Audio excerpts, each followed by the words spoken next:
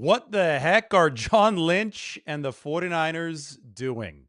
I was asked that question a lot last offseason, and the good logical answer revolved around modernizing the team, especially the defense.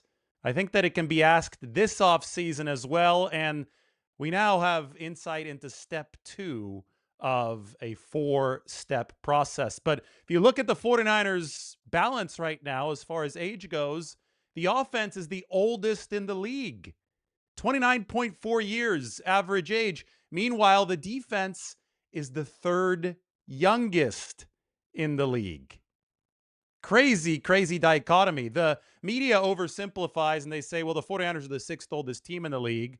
But the only reason that they're the sixth oldest is because the offense so heavily outweighs the defense. Obviously, though, when you look at the breakdown of the numbers, the 49ers have been moving toward a younger age on at least one side of the football. Anyway, four-step plan. I think this is really, really important to put in context so you can understand why the 49ers signed Mike Evans this offseason, why they didn't get any younger at receiver with Christian Kirk, who's 29 years old, why the 49ers are building the way that they're building with pronounced differences between the task list in the 2025 offseason and the one that we see here in 2026. It is a four-step plan. Exiting 2024, when the 49ers could no longer stop the run, when they had clearly run out of gas following their prolific NFC Championship / Super Bowl appearance run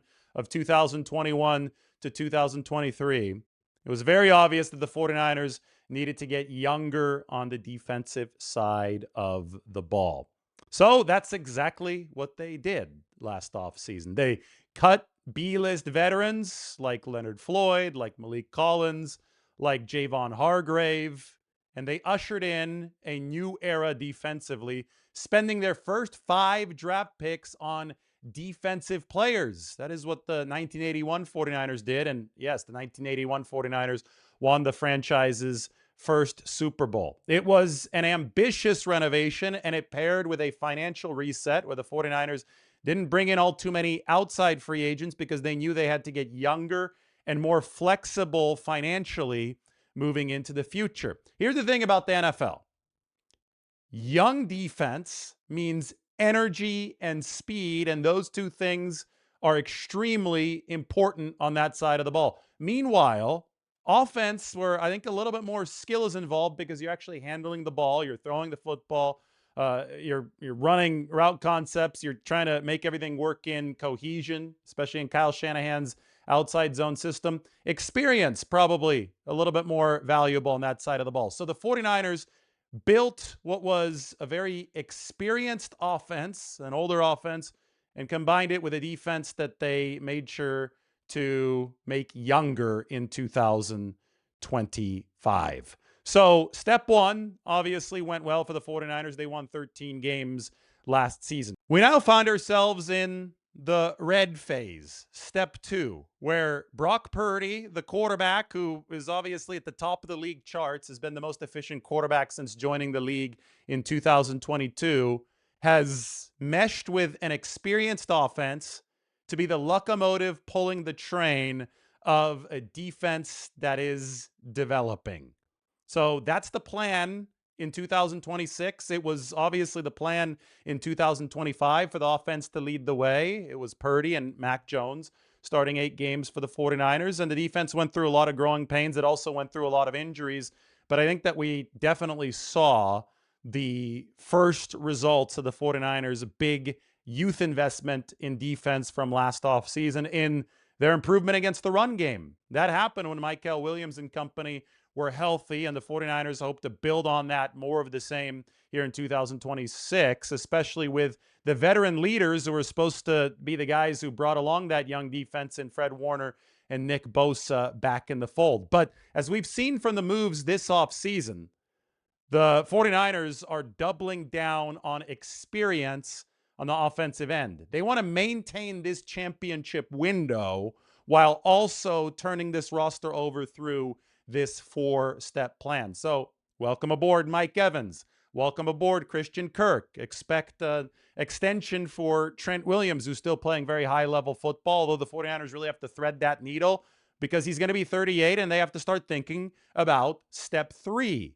Next offseason lines up as the offensive remodel for San Francisco. Whereas the 2025 offseason saw the defensive remodel take place, 2027, once the defense has matured, once the defense has gotten to a place so the 49ers can rely on it with the youth investment that they've recently made, 2027 is going to be the year where the 49ers presumably look to renovate their offense. The Rams did something very similar, and we compared the 49ers strategy to the Rams strategy last year, and that the Rams back in that 2023 season, when they decided to strip down everything except for the load-bearing walls, they actually had the youngest defense in the league, and it was the lowest paid defense in the league. It was following the Aaron Donald era for the Los Angeles Rams, and they've built that defense up into something that is a force to be reckoned with. They obviously feel that they have taken one of the final steps this offseason by trading for Trent McDuffie, and now you're seeing the Rams renovate the offensive side of the ball. Take a look at this diagram for the 49ers offense. A red shade means that a player will be on the wrong side of 30 in this upcoming 2026 season. And it just so happens that every single one of these players has $0 to a very minimal amount of guaranteed money remaining on their contracts in 2027. Maybe you can call it a last dance kind of scenario, but not for the whole 49ers team, mainly for that San Francisco 49ers offense. But let's go through it. Jake Brendel at the center position. This is his final year under contract. He's going to be 34 years old. Trent Williams, we know all about the contractual standoff happening right now, and the 49ers are confident they're going to get something done, but the reason that it's taken a little bit longer than I think anybody would want is because they've got to figure out a way to make the financials make sense, considering the fact that Trent Williams is going to be 38 years old. Colton McKivitz, he's one of the guys that's going to be here for the longer haul for the 49ers. They have him at an extremely manageable salary cap number for Colton in 2026. He signed an extension just last year. It's only $5.8 million.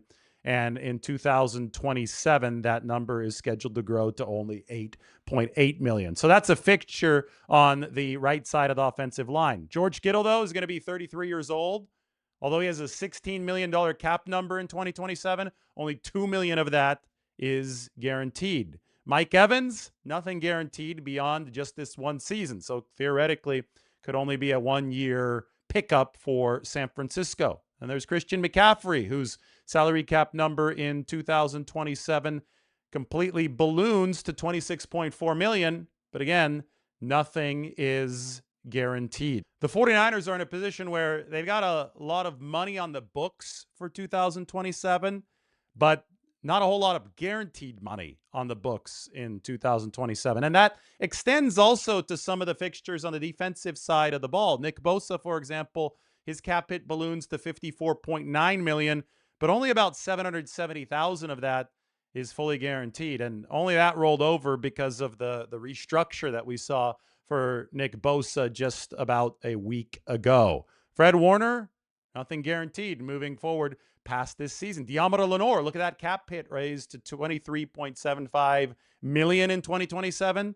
Nothing guaranteed. In fact, the two biggest guarantees that the 49ers currently have on the books for 2027 are Brock Purdy with about $11.9 million fully guaranteed, and George Kittle with $2 million fully guaranteed. So San Francisco is actually going to have a lot of flexibility to decide which way this all goes as far as their A-list pillars in the 2027 offseason. But here in 2026, the plan is to reach the happy intersection point of this curve.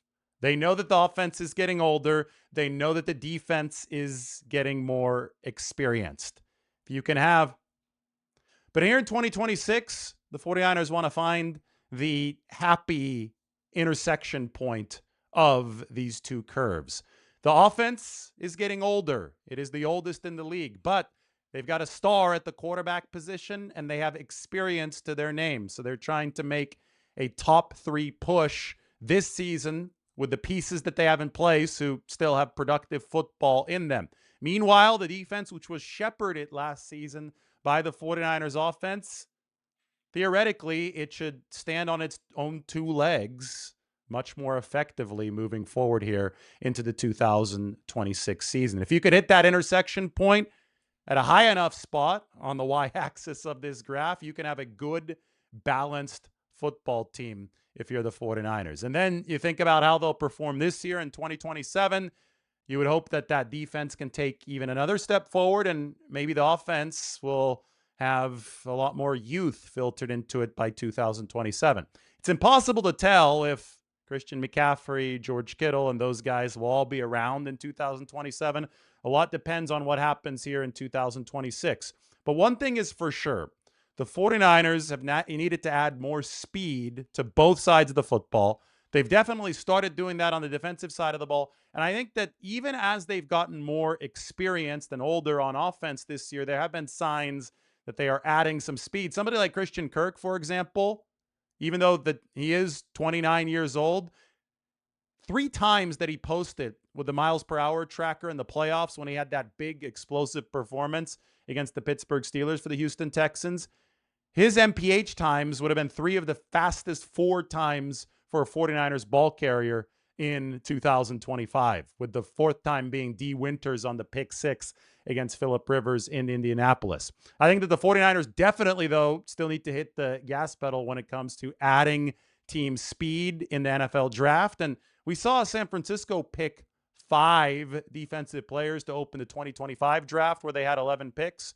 Perhaps the 49ers go offense heavy this time around to add a little bit more electricity, a little bit more juice to the offensive side of the football. Either way, I think you can expect big-time offensive investment in the NFL draft over the course of the coming couple seasons as the 49ers work to modernize the offense. But still, the dichotomy is staggering. Offense, 29.4 years of average age. Defense, under 26 years old.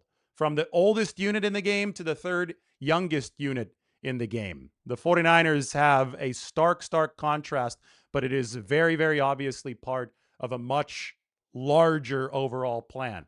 Step 1 was to modernize the defense. That is well in motion at this point. Step 2, well, you're living it right now. Brock Purdy and the 49ers' experienced offense has to shepherd that defense into true effectiveness. The 49ers last year, they still ended up ranked down in the 20s defensively, but that was even with an injured and very young unit. They hope to get that defense up into the upper half of the league this year. The Rams model, by the way, the first part of that 2024 season, where the Rams were in year 2 of their defensive rebuild, for the first 3 months, that defense ranked down near the bottom of the league. For the last month of the season in the playoffs, that defense supercharged its way into the top 5 of the efficiency metrics. So it can all happen very quick at the snap of a finger. The defense might be tugged along by the offense right now. The offense might be that locomotive pulling the train right now, and it might be that way for the start of 2026. The 49ers are probably expecting a little bit of that, given the experience on that side of the ball. But there could be an inflection point in the middle of that season or late in that season when the defense starts surging just like the Rams did in 2024. And at that inflection point, well, you'll know that the 49ers might have achieved the balance that they want as a football team. And then moving forward, well, you go into steps 3 and 4. You've got to modernize the offense at some point. As that average age creeps up to 30 years old, that obviously is not going to be sustainable for the long term in the NFL. But the one unifying element of all this is the franchise quarterback. That is Brock Purdy. He was here back when the 49ers were either in the NFC Championship game or the Super Bowl or both on an annual basis. That was the very veteran-laden team on both sides of the football. He remained with the 49ers once they started modernizing the defensive half of the football. He's going to remain with the 49ers moving forward through the transition and into the modernization of the offense. At some point, probably in 2028 and beyond, it's going to be Brock Purdy the remnant of the 49ers back in 2022 and 2023, surrounded by a new look offense and defense. He'll be the one pillar for the 49ers that weathers all of the changes that we see in the NFL, which actually could stand for not for long. Well, you want your franchise quarterback to be around for a long time. You want him to be that constant. And Purdy has proven good enough to be that constant. He is a superstar. Number one in the NFL in QBR and whatever metric you want to put out there, any metric that matters efficiency-wise. He has led the way through a lot of change already since he entered the league in 2022, and the 49ers will count on him to continue leading the way as they evolve the way that an NFL team has to evolve. So you ask, what the heck is John Lynch doing? There might have been confusion last offseason. I think there should be less confusion now. This misbalance that the 49ers see age-wise between both sides of the football is by design because they are in the middle of a transition, one that has to happen in this league, and that should answer all off-season questions. Time to buckle up. The NFL draft is going to be the next step in this 49ers modernization process.